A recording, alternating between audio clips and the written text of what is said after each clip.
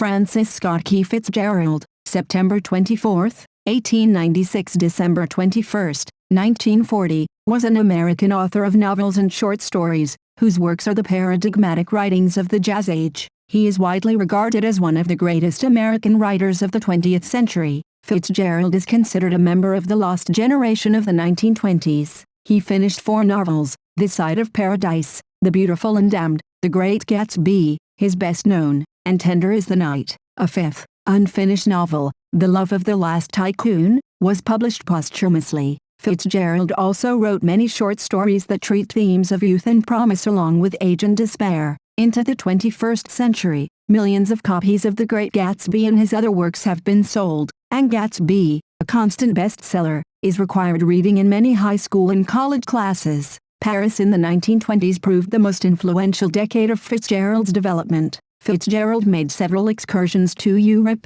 mostly Paris and the French Riviera, and became friends with many members of the American expatriate community in Paris, notably Ernest Hemingway. Fitzgerald's friendship with Hemingway was quite vigorous, as many of Fitzgerald's relationships would prove to be. In 1937, Fitzgerald moved to Hollywood, and he made his highest annual income thus far of $29,757.87. He made most of his earnings on the sales of short stories. Besides writing, he also started to get involved in the film industry. Although he reportedly found movie work degrading, Fitzgerald was once again in dire financial straits, and spent the second half of the 1930s in Hollywood, working on commercial short stories, scripts for Metro-Goldwyn-Mayer, including some unfilmed work on Gone with the Wind, and his 5th and final novel, The Love of the Last Tycoon. Fitzgerald is a 2009 inductee of the New Jersey Hall of Fame. He is also the namesake of the Fitzgerald Theater in St. Paul,